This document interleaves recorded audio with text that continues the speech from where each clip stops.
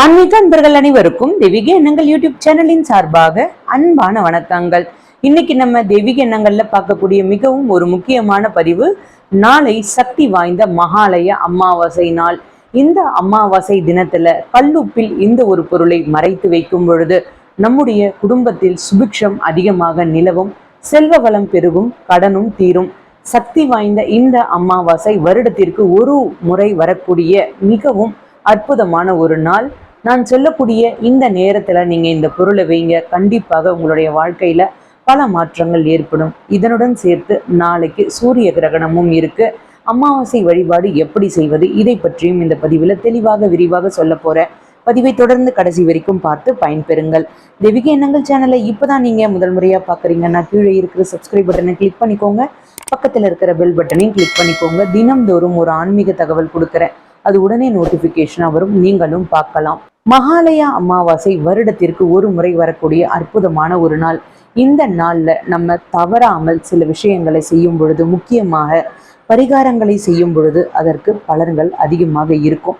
அந்த வகையில தான் இந்த மகாலய பட்சம் அப்படின்னு அழைக்கக்கூடிய 15 நாட்களும் முன்னோர்களை நினைத்து வழிபாடு செய்யக்கூடிய ஒரு அற்புதமான ஒரு நாள். திதி கொடுக்கணும் அப்படின்னு நினைக்கிறவங்க நாளைக்கு தவறாமல் கொடுங்க. 15 நாட்களும் நம்மளால செய்ய முடியாது, செய்யலை அப்படின்னு சொல்றவங்க நாளைக்கு முக்கியமா முன்னோர்களுக்கு திதி கொடுத்து அவர்களை நினைத்து வழிபாடு செய்யணுங்க. அப்படி செய்தா நமக்கு முன்னோர்களின் அருள் பரிபூரணமாக கிடைக்கும், முன்னோர்களின் சாபமும் நீங்கும் அப்படின்றதுல எந்த ஒரு சந்தேகமும் கிடையாது. அமாவாசை அன்று படையிட்டு முன்னோர்களை வழிபாடு செய்யறவங்க கண்டிப்பாக வாழ்க்கையில ஒரு நல்ல மாற்றம் ஏற்படும். அப்படி வழிபாடு செய்ய முடியாதவங்க சில விஷயங்களை நம்ம பின்பற்றணும். சரி, அமாவாசை மகாலய திதி வழிபாடு எப்படி கொடுக்கணும், எந்த நேரத்தில் கொடுக்கணும் அப்படின்றத பார்த்துடலாம். நாளை அக்டோபர் 2ஆம் தேதி, அதாவது அக்டோபர் 2/10/2024 இந்த மகாலய அமாவாசை நாள் வருகின்றது. முக்கியமாக இந்த நாளில் நம்ம சில நேரத்தில் திதி கொடுத்தோம்னா அது மிகவும் நல்ல பலன்களை பெற்றுத்தரும். தர்ப்பணம் கொடுக்கக்கூடிய நேரம் அப்படின்றது காலை 6 மணிலிருந்து 7:30 மணிக்குள்ள கொடுத்துட்டு வந்துருங்க. அப்படி இல்லைன்னா 9 மணிலிருந்து 12 மணிக்குள்ள நாளைக்கு புதன்கிழமை கொடுத்துட்டு வாங்க. இது மிகவும் முக்கியமான நேரம். அடுத்தது, நீங்க எப்பொழுது அமாவாசை திதி தொடங்குது, எப்பொழுதும் நிறைவடைகின்றது அப்படின்னு கேட்கலாம். இது செவ்வாய்க்கிழமை இன்று இரவு நேரமே இந்த திதி தொடங்க ஆரம்பிக்கின்றது. 10:30 மணிக்கு மேல அமாவாசை திதி பிறக்கின்றது. இது முக்கியமா பார்த்தீங்கன்னா வியாழக்கிழமை அதிகாலை 12:30 மணி வரைக்கும் இருக்கு. அதனால முக்கியமா பார்த்தீங்கன்னா இந்த அமாவாசை திதி கொடுக்கறதுக்கு நல்ல நேரம் அப்படின்றது காலையிலிருந்து தொடங்க ஆரம்பிச்சிருது. எப்பொழுதுமே சூரியன் மறைவதற்கு முன்பாக நீங்க திதி கொடுத்துட்டு வந்துடுனாங்க. முக்கியமா மாமனார் இல்லாதவர்கள், அதாவது கணவருக்கு அப்பா இல்லாதவர்கள், அந்த கணவன் கண்டிப்பாக முன்னோர்களுக்கு திதி கொடுக்கணுங்க. மனைவியும் அவருடன் சேர்த்து வழிபாடு செய்யணும். அதாவது இலையில் படையில் போடுவதற்கு முக்கியமாக இந்த வழிபாட்டு முறையை நீங்கள் செய்ய ஆரம்பிக்கலாம். அடுத்தது, நீங்கள் திதி கொடுக்கும் பொழுது ஏரிகளில், குளக்கரைகளில், நீர்நிலைகளில் இந்த இடத்துல நீங்கள் முக்கியமாக திதி கொடுத்தால் நல்லது. அடுத்தது, மிகவும் முக்கியமாக பார்த்தீங்கன்னா முன்னோர்களின் படத்தை சுத்தம் செய்து அவர்களுக்கு மஞ்சள் குங்குமம் எல்லாமே வைத்து தீபம் ஏற்றி வைத்து ஒரு டம்ளர் தண்ணி வைத்து வழிபாடு பண்ணுங்க. படையல் போட்டுட்டு கண்டிப்பாக தண்ணீர் வைக்கணுங்க. அடுத்தது மிகவும் முக்கியமானது, தானம் பண்ணணும். அப்படி தானம் நீங்கள் செய்யும் பொழுது முக்கியமாக அதில் என்னென்ன இருக்கணும் அப்படின்னா வாழைக்காய், பலாக்காய், பாகற்காய், பிரண்டை 4 காய்கறிகள் மிகவும் முக்கியம். இதை நீங்கள் தானம் கொடுத்தாலும் சரி, குடும்பத்தில் நீங்கள் சமைத்து அது மற்றவர்களுக்கு பரிமாறினாலும் சரி, இது உங்களுக்கு முன்னோர்களின் ஆசீர்வாதத்தை பெற்றுத்தரும். குலதெய்வத்தையும் வழிபாடு தவறாமல் பண்ணணுங்க. நாளைக்கு தவறாமல் குலதெய்வ வழிபாடும் பண்ணுங்க. அமாவாசையில் சில பரிகாரங்கள் செய்யும் போது நமக்கு சக்திகள் அதிகமாக இருக்கும். இந்த 4 காய்கறிகளை போட்டு நீங்கள் சமைத்தீங்கன்னா அது 1008 காய்கறிகளை சேர்த்து சமைத்ததற்கு சமம். மாலை நேரத்தில் முக்கியமாக முன்னோர்களை நினைத்து ஒரு தீபம் ஒன்று ஏற்றி வைங்க. இந்த தீபம் தெற்கு பார்த்தா மாதிரி இருக்கணும். அமாவாசையில் ஏற்றுகின்ற தீபத்திற்கு மட்டும் பலன்கள் அதிகமாக இருக்கும். இது முன்னோர்களுக்கு உண்டான மோட்ச தீபம் கூட சொல்லலாங்க.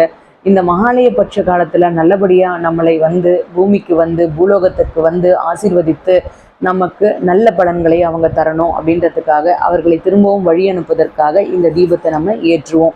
நல்லெண்ணெய் தீபம் தெற்கு பார்த்தா மாதிரி ஏற்றுங்க. அகல் விளக்கில் ஏற்றுங்க, மண் அகல் விளக்கில் ஏற்றுங்க. இது உங்களுக்கு நல்ல பலன்களை பெற்றுத்தரும். அடுத்தது பார்த்தீங்கன்னா முக்கியமாக கல்லுப்பில் சில பரிகாரங்களை செய்தால் அதற்கு பலன்கள் அதிகமாக இருக்கும் அப்படின்னு சொன்னேன். அது என்ன பரிகாரம் அப்படின்றத பார்த்துடலாம். சுத்தமான நீங்கள் கல்லுப்பு பேக்கெட் வாங்கிக்கோங்க. இந்த கல்லுப்பு பேக்கெட் வாங்கிட்டு அதை என்ன பண்ணுங்கன்னா, ஏற்கனவே வாங்கியிருந்தாலும் சரி, இல்லை நீங்கள் இன்றைக்கே வாங்கி வச்சாலும் சரி, அதை தவறாமல் வாங்கிக்கோங்க. வாங்கிட்டு ஒரு பீங்கான் ஜாடி அப்படி இல்லைன்னா கண்ணாடி குடுவை இதை எடுத்துக்கோங்க. அதில் இதை உப்பை கட் பண்ணி கொட்டிக்கோங்க. இந்த கல்லுப்பை நீங்கள் அதில் நிரப்பினதுக்கப்புறமா அதற்குள்ள வசம்பு அப்படின்றது பெயர் சொல்லாதது, இந்த வசம்பை அதில் மறைத்து வைங்க. அப்படி மறைத்து வைக்கும் பொழுது அதனுடன் சேர்த்து 5 ரூபாய் நாணயம் அப்படி இல்லைன்னா 1 ரூபாய் நாணயத்தை மஞ்சள் நிற துணியில் முடிச்சு போட்டு மடித்து வைங்க. இப்படி 2 பொருளையும் நீங்கள் சேர்த்து வைக்கும் பொழுது இது உங்களுக்கு பணவசியத்தை ஏற்படுத்தும். வசம்பு இருக்கிற இடத்தில் வசியத்தன்மை அதிகமாகும். அப்போது நம்ம ஒரு 5 ரூபாயோ 1 ரூபாயோ அதனுடன் சேர்த்து மடித்து வைக்கும் பொழுது இது நமக்கு பணத்தை எப்பொழுதும் நம்ம வீட்டில் புழங்கச் செய்யும், பணத்தை எப்பொழுதும் இருக்கச் செய்யும், செலவு அதிகம் ஆகாது, செல்வ வளம் பெருகி கொண்டே இருக்கும். இந்த விஷயத்தை நாளைக்கு செய்யும் பொழுது செய்யக்கூடிய நேரம் என்ன அப்படின்னா, மாலை நேரம் 5 மணிலிருந்து 6 மணிக்குள்ளே இருக்கின்ற இந்த இடைப்பட்ட காலத்தில் இந்த வசம்பு பரிகாரத்தை தவறாமல் பண்ணுங்க. அடுத்தது முக்கியமாக அமாவாசை வழிபாடு பண்ணுறவங்க வாசலில் கோலம் போடக்கூடாது.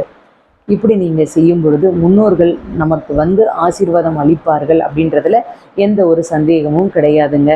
இந்த மகாலயபட்ச அமாவாசையில் தானம் தவறாமல் பண்ணுங்க. செய்யக்கூடிய 5 முக்கியமான விஷயங்கள் முதலில் நீங்கள் தானம் பண்ணணும். அப்படி நீங்கள் செய்யக்கூடிய தானம் அன்னதானமாக இருக்கலாம், நீர் தானமாக இருக்கலாம், வஸ்திர தானமாக இருக்கலாம், செருப்பு தானமாக இருக்கலாம், குடை தானமாக இருக்கலாம். ஒவ்வொரு தானத்திற்கும் ஒவ்வொரு பலன் இருக்குங்க.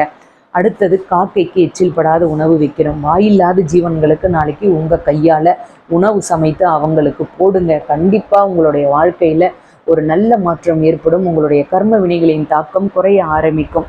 அடுத்தது செய்யக்கூடிய விஷயம், பெருமாள் கோவிலுக்கு தவறாமல் நாளைக்கு போயிட்டு வாங்க.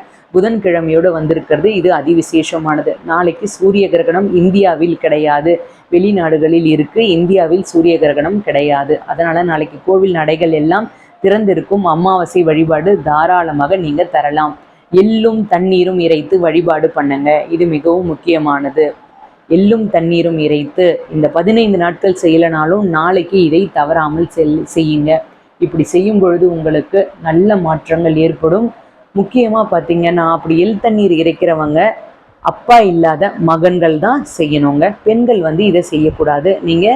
நீங்கள் காக்கைக்கு உணவு வைக்கலாம். அடுத்தது மிகவும் முக்கியமானது, நாளைக்கு பசுமாட்டிற்கு அகத்திக்கீரை தானம் கொடுங்க. அகத்திக்கீரை, வாழைப்பழம், பச்சரிசி, வெல்லம் இதில் ஏதாவது ஒன்று தானம் கொடுக்கலாம். ஆனால் முக்கியமாக கீரை தானம் நாளைக்கு தவறாமல் பண்ணுங்க. உங்கள் வீட்டிற்கு அருகில் இருக்கிற பசுமாடாக இருந்தாலும் சரி, கோவிலில் இருக்கிற பசுமாடாக இருந்தாலும் சரி, இந்த விஷயங்களை தவறாமல் செய்யுங்க. பித்திருக்களின் ஆசீர்வாதம் பரிபூரணமாக கிடைக்கும். வருடத்திற்கு ஒரு முறை வரக்கூடிய இந்த நாளை யாரும் தவற விட்டுடாதீங்க. வாழ்க வளமுடன். இன்னைக்கு நான் கொடுத்த இந்த தகவல் உங்களுக்கு பயனளிக்கக்கூடியதாக இருக்கும்னு நான் நினைக்கிறேன். இந்த வீடியோ பிடிச்சிருந்தா லைக் பண்ணிக்கோங்க. உங்களுடைய நண்பர்களுக்கும் உறவினர்களுக்கும் ஷேர் பண்ணுங்க. அவர்களும் இதன் மூலமாக பயன்பெறட்டும். தெய்வீக எண்ணங்களில் இதே மாதிரி நிறைய ஆன்மீக தகவல்கள்லாம் இருக்குது, தவறாமல் பாருங்க. இன்னும் நீங்கள் தெய்வீக எண்ணங்கள் சேனலில் சப்ஸ்கிரைப் பண்ணாமல் இருக்கீங்கன்னா கீழே சப்ஸ்கிரைப் பட்டன் இருக்குது, சப்ஸ்கிரைப் பண்ணிக்கோங்க. பக்கத்திலே பெல் பட்டன் இருக்குது. தினமும் நான் கொடுக்கக்கூடிய ஆன்மீக தகவல் உடனே நோட்டிஃபிகேஷனாக வரும், நீங்களும் பார்க்கலாம். மீண்டும் நாளை ஒரு நல்ல ஆன்மீக தகவலோடு நான் உங்களை சந்திக்கின்றேன். நன்றி, வணக்கம்.